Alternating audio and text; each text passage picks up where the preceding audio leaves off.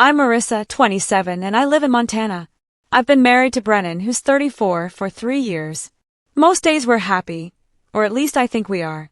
But today, I can't even look at him without wanting to scream. It started this morning, and honestly, I'm still shaking from the whole thing. Let me explain.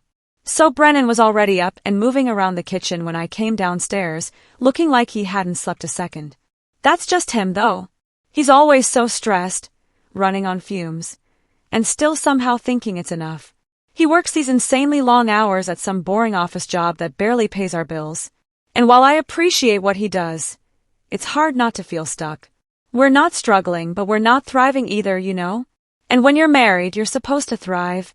You're supposed to build a family. That's what I want. A baby. I've wanted one for so long now. All my friends have kids or are pregnant, and it's like, am I doing something wrong? I've tried to be patient, but I can't wait forever. I'm still young, but not for long. Brennan keeps acting like we need to hit some magical number in our savings account before we can even talk about it. Meanwhile, my biological clock is just ticking away. So yeah, we argued about it again this morning. It wasn't the first time, and I'm sure it won't be the last. I brought it up while he was rushing to leave for work, which I admit probably wasn't the best timing, but what else am I supposed to do? He's never home, and when he is, he's too tired to talk about anything important. He sighed the second I mentioned it. Marissa, we've talked about this. I'm trying to make things better for us, but we can't afford a baby right now. And we never will if you keep thinking like that. I snapped. I'm not asking for a mansion or a nanny. I just want a family, Brennan. Isn't that what marriage is about? He rubbed his temples like I was giving him a migraine. Marriage is about partnership, Marissa. Right now, I'm doing everything I can to keep us afloat, and you're acting like it's not enough. Because it's not. I blurted out before I could stop myself. You're so focused on work that you're forgetting what we're supposed to be building together. I'm not getting any younger, Brennan. He froze, his hand gripping the edge of the counter. Do you even hear yourself? You don't have a job, Marissa. Raising a child isn't just about love, it's about resources. I'm trying to make sure we don't drown the second we bring a baby into this. That stung. The way he said it, like I was some kind of burden. I stay home because that's what we agreed on when we got married. I keep the house running, cook, clean, and take care of everything so he doesn't have to. Isn't that worth something? But no, to him it's all about money. I felt tears welling up, but I refused to let him see me cry. Instead, I just stood there, my arms crossed, glaring at him like he was the enemy.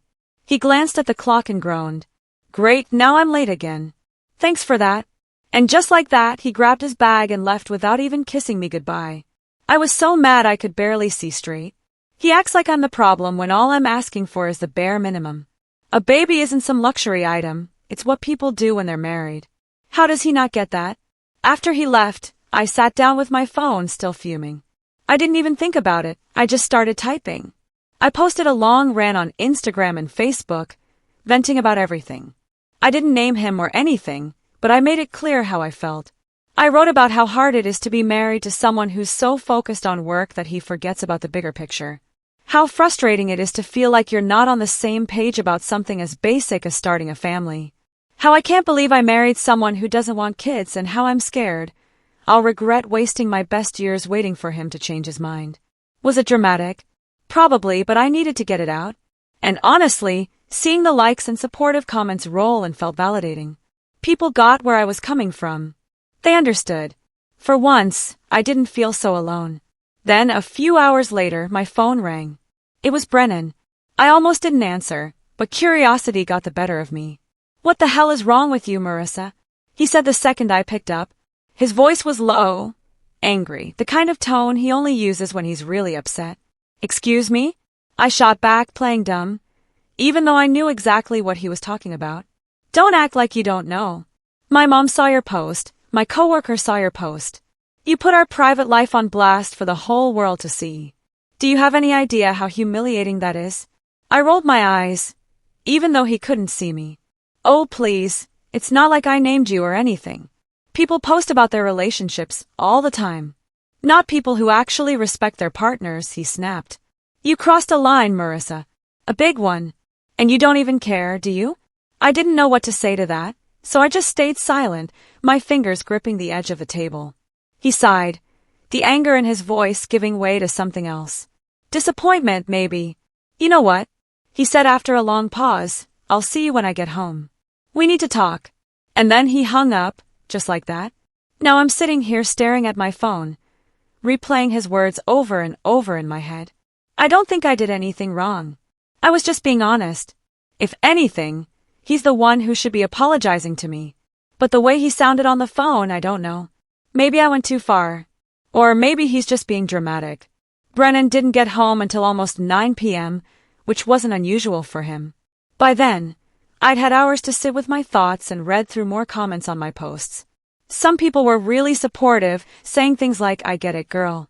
Men just don't understand. Others were more critical, saying I shouldn't air my dirty laundry online. Whatever. They didn't know the full story, so their opinions didn't matter. When he walked through the door, his face was stone cold. He barely even looked at me as he tossed his bag onto the chair and took off his shoes.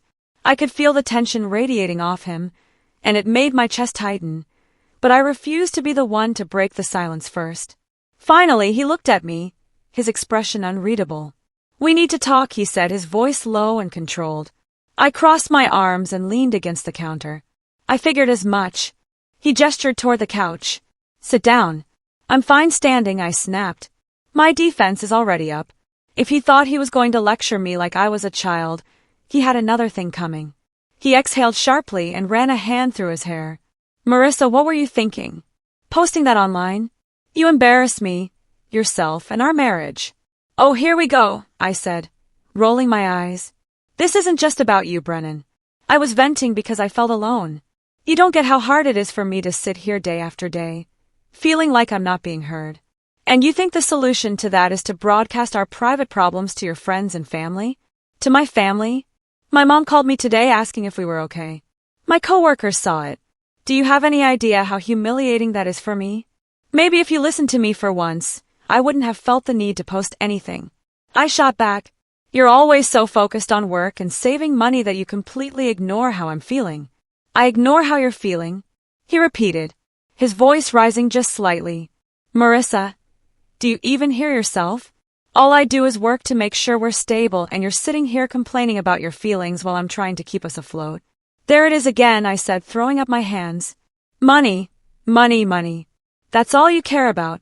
I'm not saying money isn't important, but it's not the only thing that matters. I'm your wife, Brennan. You're supposed to care about what I want too.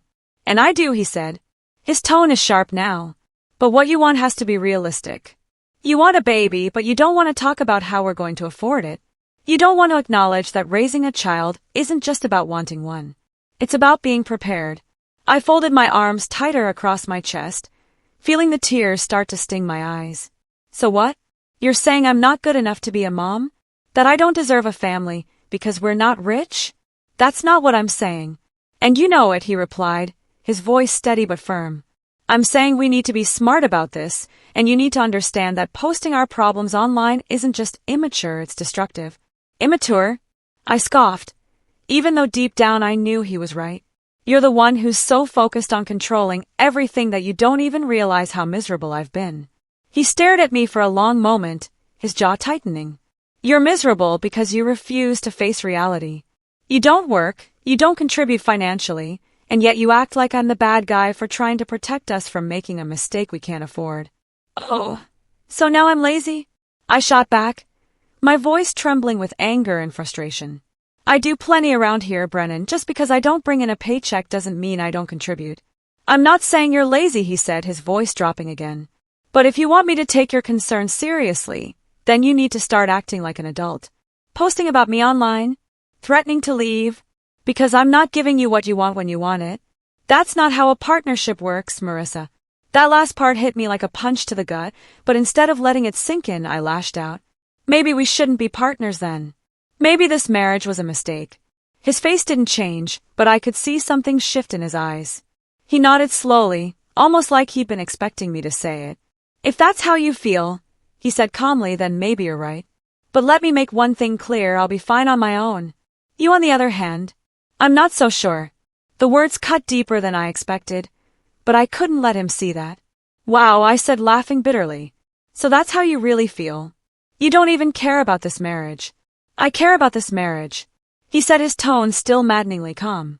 But I care about being with someone who respects me and what I'm trying to do for us. Right now, that's not you. I opened my mouth to fire back, but nothing came out. He didn't yell, didn't call me names, didn't even raise his voice. But somehow his calmness felt worse than if he'd shouted at me. Let me know what you decide, he said, grabbing his bag and heading upstairs without another word. I stood there for what felt like forever, my mind racing. I wanted to scream, to cry, to throw something. But mostly I wanted him to come back downstairs and tell me he was sorry, that he understood why I was upset, that he'd do better. But he didn't. And now I'm sitting here, wondering if I've pushed him too far this time. As soon as I heard Brennan's footsteps disappear upstairs, the tears started to fall. At first, it was quiet, just a few sniffles as I sat there on the couch, staring at the wall. But then it hit me how cold he'd been, how he just walked away like I didn't matter, and I couldn't hold it in anymore. The sobs came hard and fast, and before I knew it, I was full on weeping. Loudly. I cried loud enough for him to hear me, hoping he'd come back down.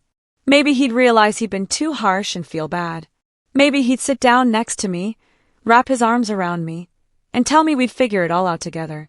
But no, the house stayed silent, except for the sound of my crying. He wasn't coming back down. That realization made me cry even harder, but this time it wasn't for show. I was genuinely hurt. After a while, I wiped my face and grabbed my phone. I needed someone on my side, someone who'd understand what I was going through. I called the only person I could think of, my mom. She answered on the second ring. Marissa, what's wrong? The second I heard her voice, I broke down again. It's Brennan. I choked out between sobs. We had this huge fight, and he just doesn't understand me. He doesn't care about how I feel, and I don't know what to do. Okay, slow down, she said gently. Tell me what happened. I launched into the whole story, sparing no details. I told her about our argument this morning, how he refused to even consider having a baby, how he made me feel like I was asking for too much.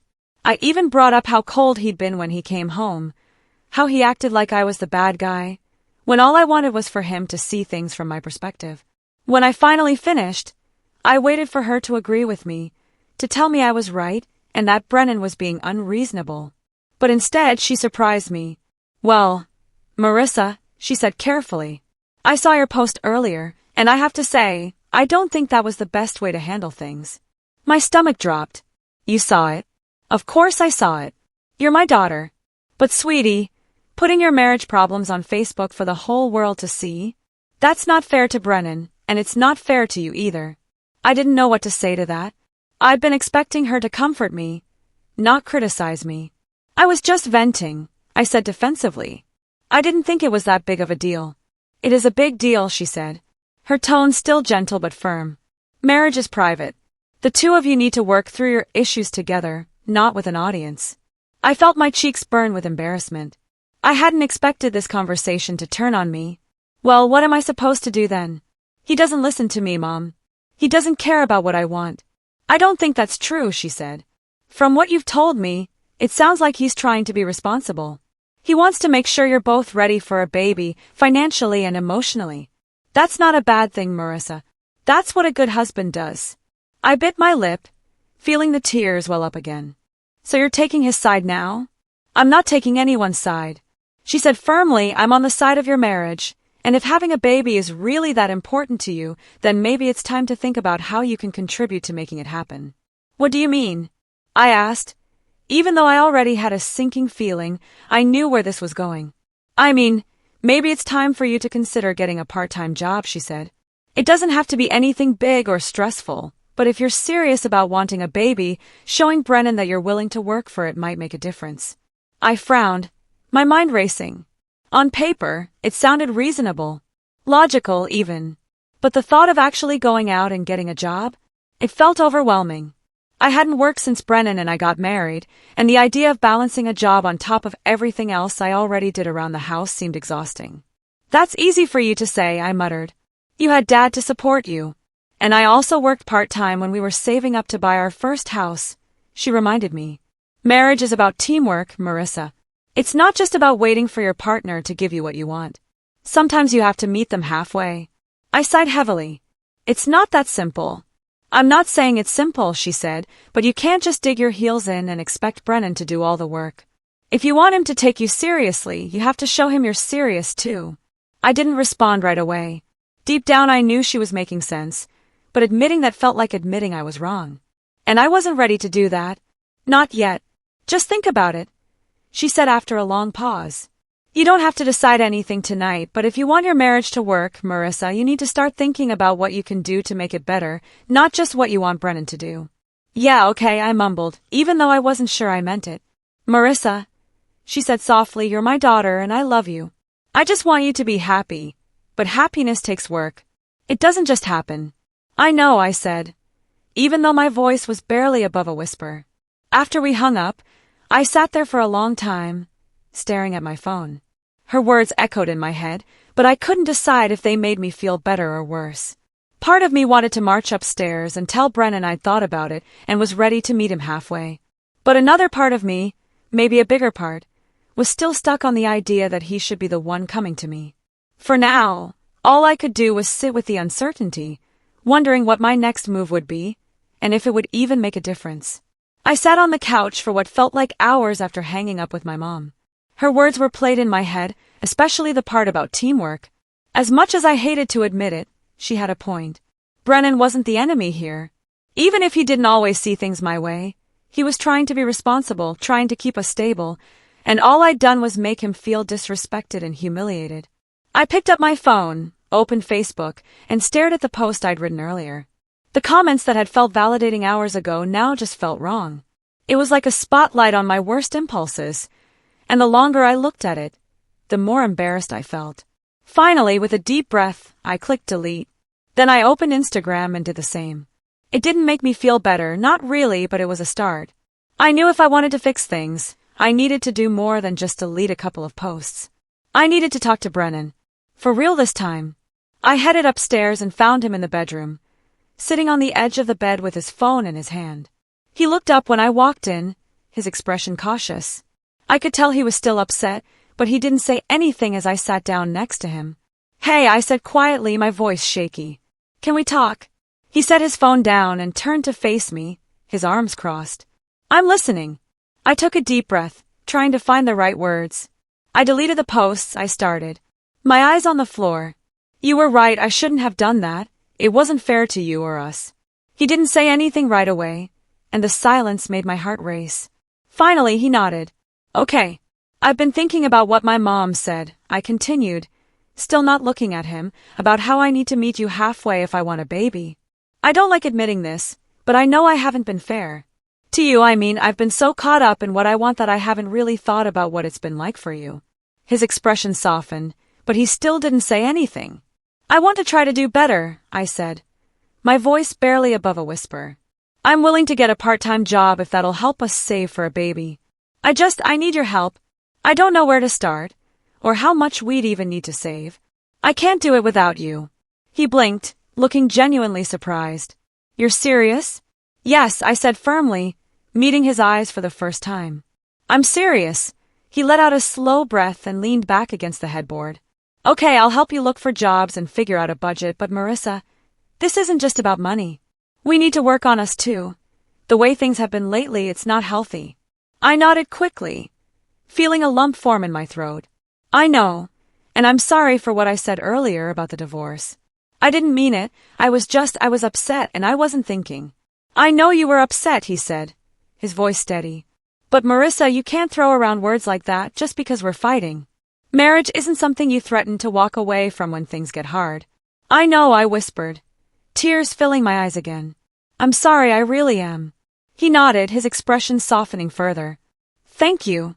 And for what it's worth, I'm sorry too. Not for what I said, but for how I said it. I didn't mean to make you cry. I wiped at my eyes and gave a small laugh. I probably deserved it. He cracked a small smile, the first one I'd seen all day. Maybe a little. We sat there in silence for a while, the tension between us finally starting to ease. It wasn't a perfect resolution. There were still things we needed to work on, and I knew it would take time. But for the first time in a long time, I felt like we were on the same team again. So, I said after a while, when do we start looking for jobs? He laughed softly. Tomorrow. Tonight we just breathe. I smiled, leaning my head against his shoulder.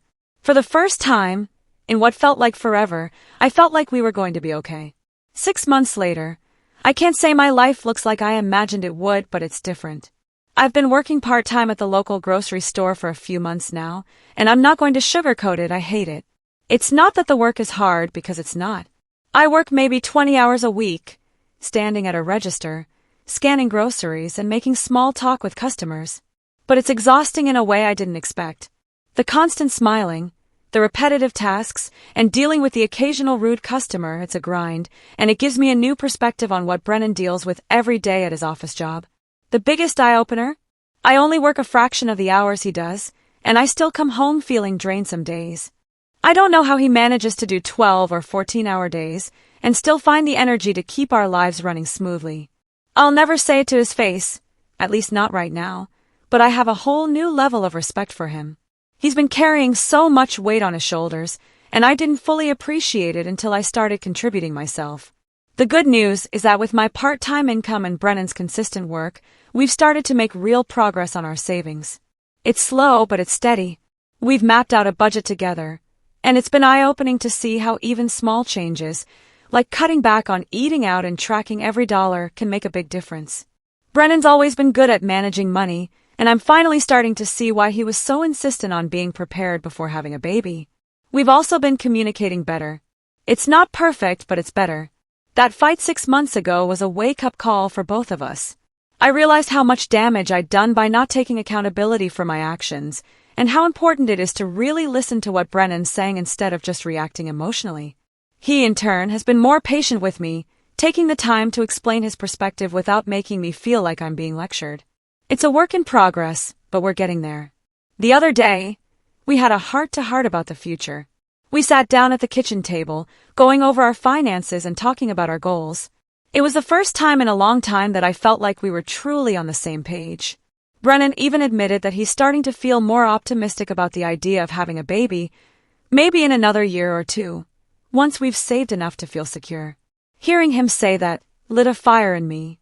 It gave me the motivation I needed to keep going, even on the days when I want to quit my job and go back to the way things were. The lesson I've learned from all this: marriage is a partnership. It's not about one person getting everything they want while the other sacrifices. It's about compromise, teamwork, and sometimes swallowing your pride for the sake of the bigger picture. I was so focused on what I thought I deserved that I didn't see how much Brennan was already giving me, his time, his effort, his love. It took me stepping into his shoes, even just a little, to realize how much he's been doing for us all along. I still don't love my job, and I probably never will, but I've come to see it as a means to an end, a step toward building the life Brennan and I both want. And honestly, it feels good to know that I'm contributing to our future, that I'm not just waiting for Brennan to make it happen on his own. Looking back, I can't believe how close I came to blowing up my marriage over something that could have been solved with a little patience and understanding. Brennan's right. Marriage isn't always easy, but it's worth it when you're willing to put in the work. And now, for the first time in a long time, I feel like we're truly working together. As for the baby, when the time comes, I know we'll be ready. Not just financially, but emotionally too. Because we've grown stronger through all of this, and that strength will carry us through whatever comes next.